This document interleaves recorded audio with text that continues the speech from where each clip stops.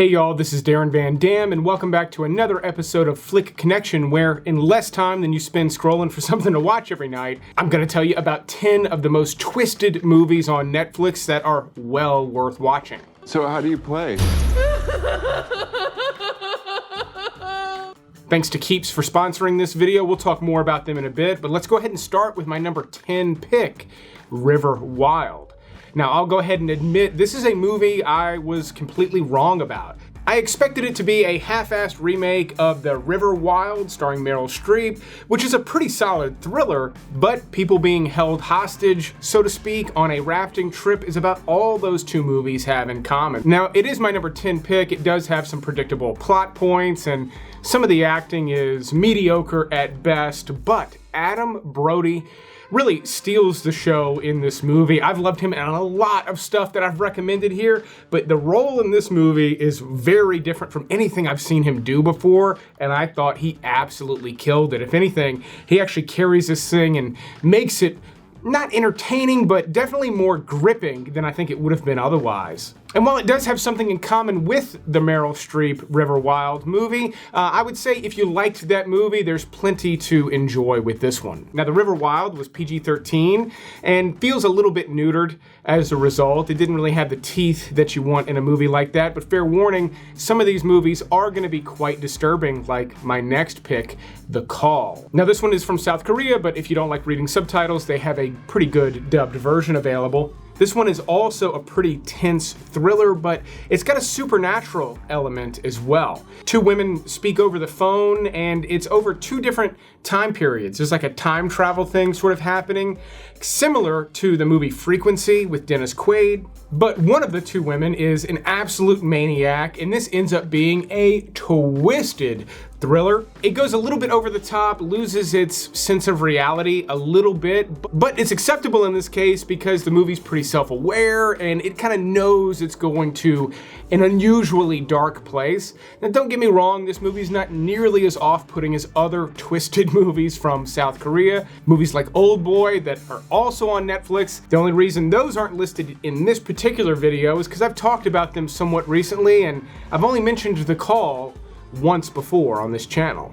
Now, my number 8 pick is a vampire movie, but it's a vampire movie for a very specific group of people, and that's people who absolutely love the underworld movies starring Kate Beckinsale. Now, DAMPYR is the movie I'm recommending here. Does not feature Kate Beckinsale and does not feature half the budget of the underworld movies, and you can't tell, but if you really enjoy vampire movies, I think there's a lot to love with DAMPYR. It does not ever take itself too seriously, but you still get kind of a slick, almost Matrix-esque vampire movie, meaning everyone's wearing leather like the underworld movies, and there's no big sets, and there's CGI flames and torches everywhere. Like, you can smell the low budget on this thing, but if you typically enjoy almost like cheesy vampire movies, this one's not dripping with cheese, but people who do love underworld and vampire movies like that, I think you're gonna really dig this flick as kind of a hidden gem vampire flick. Now, if that's not for you, I also recommend John Carpenter's Vampires. It's a little cooler and also available on Netflix, but it didn't really make this list. Now, something that's scarier than a cheesy vampire movie is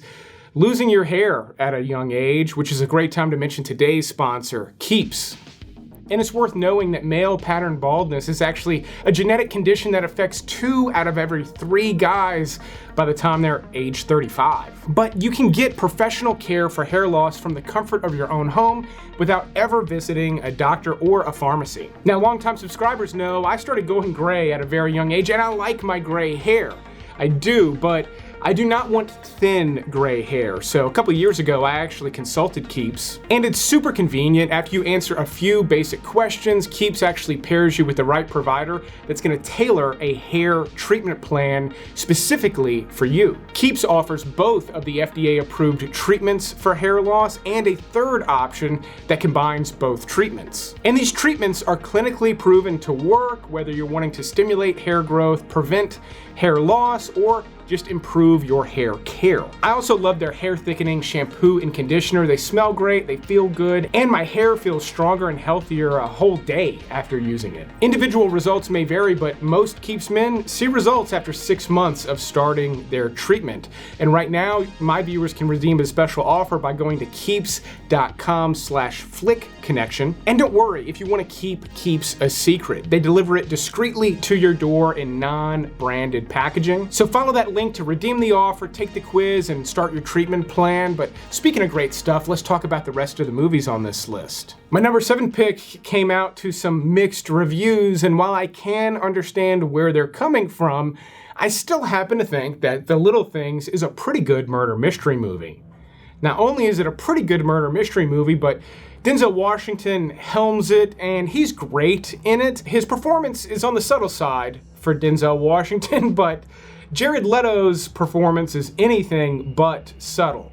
Now, I do think it kind of taints the movie a little bit. He stepped on the gas a little too much with his character, but it's still thoroughly entertaining, and there are multiple scenes between the two of them that are kind of wild to watch. If anything, this movie suffers from being kind of overproduced. They crammed maybe too many big stars into it, and they're kind of fighting for elbow room a little bit. Like Rami Malek barely gets any screen time in this movie. He's kind of unnecessary. Or rather, it's unnecessary to have someone kind of as big a deal as him in this little role. There's weird stuff with this movie, but I still really liked the story and loved some of the tension in several of the scenes. And again, Jared Leto's character is beyond twisted in this movie. Okay, my number 6 pick requires a bit of explanation because I think there's a lot of people who will enjoy this movie that will almost feel allergic to it at first. More specifically, I think the people who will get the most out of this movie will feel like they won't like it. So listen closely to my description of Bodies, Bodies, Bodies. You're always gaslighting me. You fucking trigger me.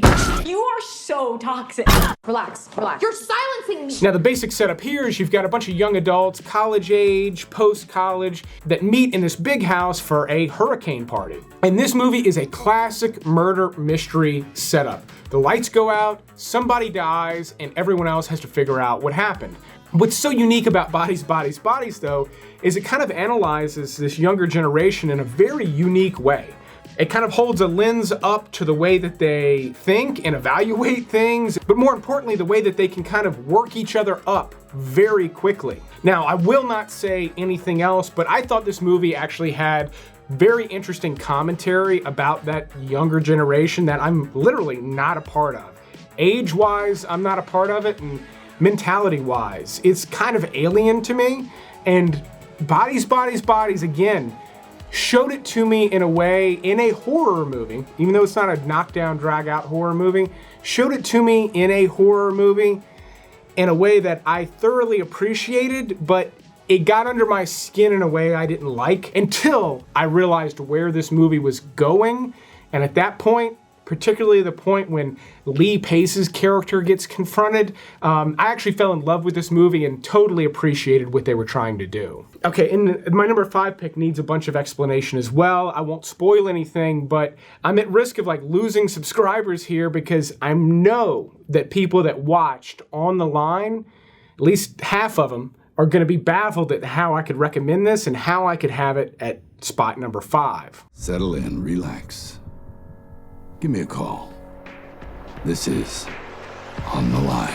Now, this movie gets wacky, wild, and goes into directions you're not going to see coming after going into directions you're going to see coming a mile away. If you ever, and I mean ever, get upset by the way that things end with a movie, and I mean upset, I don't just mean disappointed, I mean upset, do not watch this movie. You're at serious risk of blowing a fuse. On the Line surprised me in some ways I was not happy with at first, until I started to really feel the flavor of this movie. And honestly, Mel Gibson made a lot of that work. I'm not sure how many other actors would have done it quite the way that he did. His performance is kind of the saving grace of the movie. And don't get me wrong, I'm not saying that this is some amazing Mel Gibson performance. No, he just kind of understood how to thread the needle with this movie and make some of the elements work by not taking them too seriously, and that's why this movie worked for me. It's fairly self-aware, and it's a movie that some people are gonna feel like they waste their time watching, and other people are gonna just have a lot of fun with. I'll even admit, I was a little upset when I noticed where this movie was going, but when you really think about the performances, the acting, I'm not saying it's a brilliant direction for it to go in, but the movie earned it. I appreciate that. And again, like usual, movies get a lot of points for doing things I've never seen before, and On the Line definitely did that. But my number 4 pick, I think, is one of the most underrated comedies of the last decade, the 2010s, Bad Words. What are you doing up on the stage, weirdo? Your chair called me for help. It's like, help me. It's so heavy.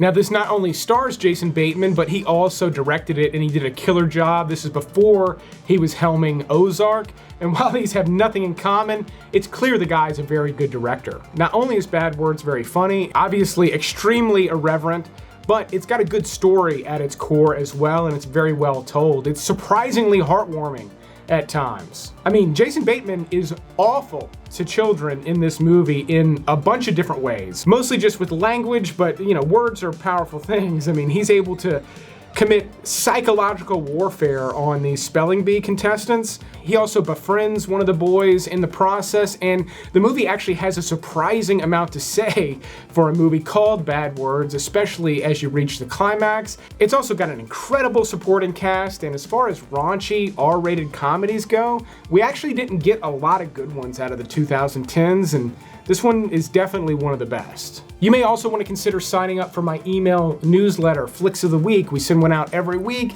and it's got 5 recommendations on it, typically things I've not discussed here on the YouTube channel. I write these myself, make sure they're a super quick read for you. My number 3 pick is going to be a must-watch for anyone who loved the most recent surprise hit on Netflix, Baby Reindeer. If you don't know anything about that show, it involves a female stalker and goes to some twisted directions. In fact, if it were a movie, it would fit on this list. But my next pick is a documentary film that deals with a stalker, and it goes to some chilling places. 911, what's your emergency? I've been shot.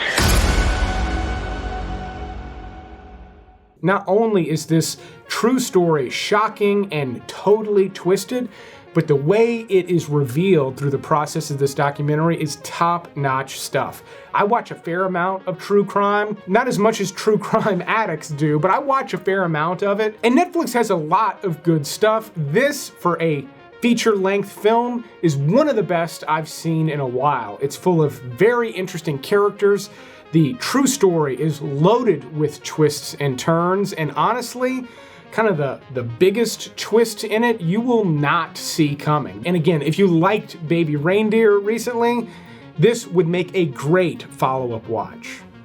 And then coming in hot at number 2, easily the most recognizable movie on this list, with some of the most recognizable faces, you've got Mark Wahlberg and Reese Witherspoon in Fear.